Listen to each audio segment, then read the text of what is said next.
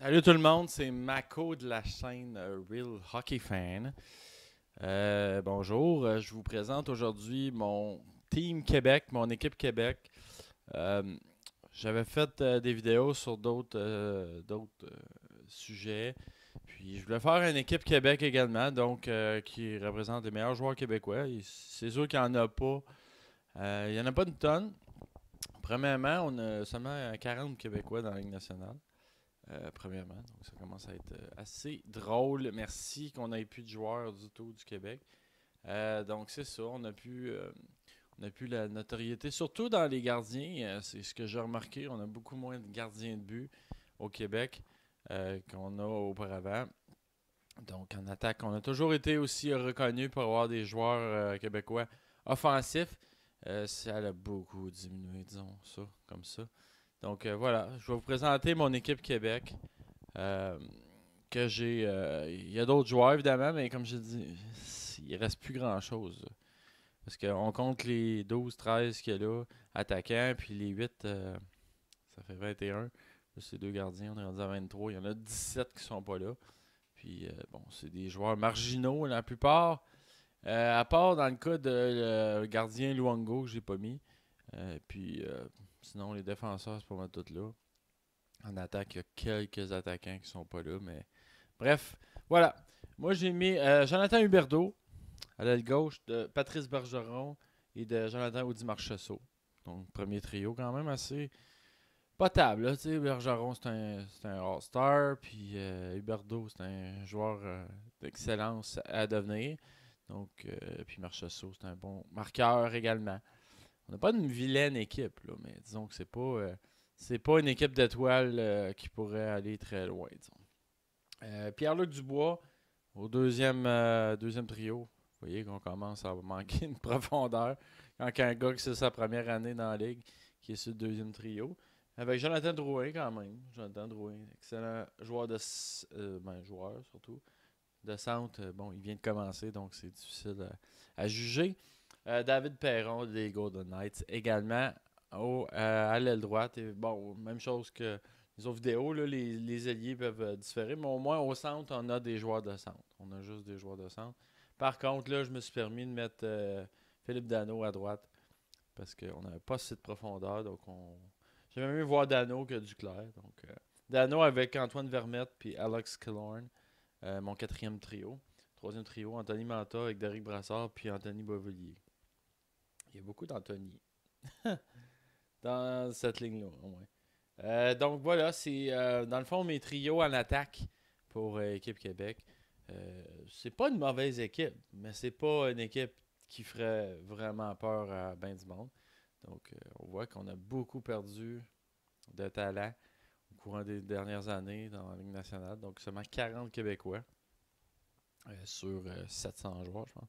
750 joueurs, donc c'est assez limité quand même. C'est assez restreint comme. Au moins, on est capable de faire une équipe. C'est déjà ça. En attaque, oui, il y a Anthony Duclair également, qui est mon 13e attaquant. J'ai envie de le mettre parce que j'ai tellement pas de club que je voulais rajouter quelques joueurs ici et là. Christopher Letang et Marc-Edouard Vlasic en défense. C'est très bon. Ça, c'est un excellent duo de défenseurs. Pour être parmi les meilleurs de la ligue, certainement. David Savard, Marco Scandella, comme deuxième duo, c'est bon, mais pas plus. Même Scandella est bon défensivement, puis Savard, ben, il vient juste en tout cas, il vient juste d'éclore comme défenseur dans la Ligue nationale. Il est offensif, mais il est assez bon défensivement quand même aussi. Il est physique. Donc avec les Blue Jackets de Columbus. Troisième paire de défenseurs, on a Jason Demers des Coyotes et Thomas Chabot qui lui aussi, je pense qu'il n'est même pas il est même pas stable dans la Ligue nationale, puis on le met déjà. Donc c'est dire en défense, ça a toujours été un peu compliqué. Là. Ça, c'est pas juste de cette année. Ça a toujours été un peu compliqué les défenseurs pour les Québécois.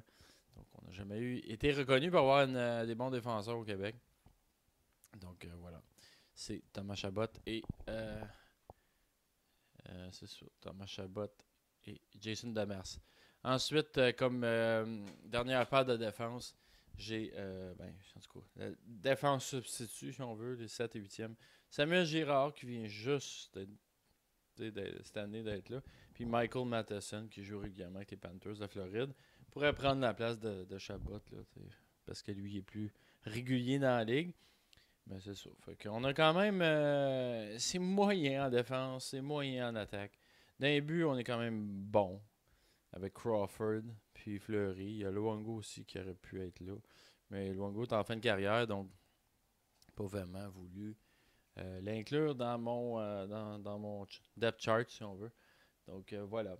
C'est mon équipe Québec. Quand même, pas si pire. On pourrait se débrouiller contre la Slovaquie. Là.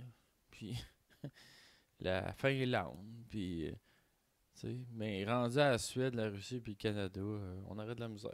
On aurait de la misère solide. Mais bon, c'est ça. On n'est pas encore, évidemment, un pays. Donc, ça fait en sorte que c'est ça. On n'a pas. Puis ça a beaucoup diminué depuis plusieurs années là, dans la Ligue nationale. Les Québécois, là, c'est beaucoup.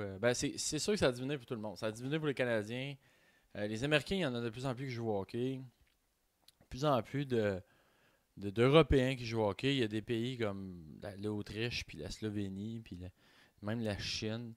Puis il y a des joueurs d'un peu partout dans le monde maintenant. Ça commence à être plus global. Donc, c'est normal aussi qu'on ait moins de Québécois. Parce que là, la compétition est plus intense. Fait qu'il faut se battre maintenant. Avant, on se battait avec des Canadiens, puis quelques Américains, puis des Européens, une couple de Russes. Puis là, à cette heure, puis ça, on recule juste de 30 ans. Là. 30 ans, c'était comme ça. Il y a 40 ans, 50 ans, c'était juste des Canadiens, puis des Québécois. Là. Fait que c'est sûr qu'à un moment donné, le sport il grandit, ça devient plus en plus difficile de faire sa place. Fait que, on est quand même des bons joueurs au Québec, mais bon, c'est ça. La ligue grossit, puis ça, c'est un peu le point négatif. On devrait avoir plus de joueurs quand même à cause qu'il y a de plus en plus d'équipes dans la ligue, mais il y a de plus en plus de nationalités également. Donc, ce qui fait en sorte que les mêmes postes qu'on avait avant, on ne peut plus tout le temps les avoir parce que nos joueurs marginaux se font remplacer par des meilleurs joueurs de d'autres pays. Donc, voilà. C'est pour ça aussi qu'on a un petit peu plus de difficultés à avoir des joueurs dans la Ligue nationale. Donc, quand même, une bonne équipe, mais bon, sans plus. Donc, voilà. C'est ce qui, dans le fond, c'est ma présentation de mon équipe Québec. Donc, j'espère que vous avez apprécié. Commentaire, opinion dans le bas du vidéo si vous pensez qu'un joueur aurait dû être là. Des joueurs que j'aurais oubliés. Des joueurs que vous voulez donner votre alignement à vous. Bien, vous êtes invité à le faire, bien sûr. Abonne-toi à ma chaîne si ce n'est pas déjà fait. Partage la vidéo. Mets un petit pouce vers le haut si tu aimais ça. Puis, bien sûr... c'est ça, parle-en à tout le monde. C'est une bonne chaîne de hockey que je fais du lundi au jeudi. Puis ça me fait bien plaisir de le faire. J'ai des séries de vidéos comme ça. Là. J'en ai fait plusieurs des vidéos sur des équipes. Là. Fait que je vais tout mettre ça dans une playlist. Puis ben, vous allez pouvoir consulter ça. Bien sûr. Donc merci de votre écoute. Puis on se dit à la prochaine pour une autre vidéo de Real Hockey Fan. Merci à tout le monde. À la prochaine.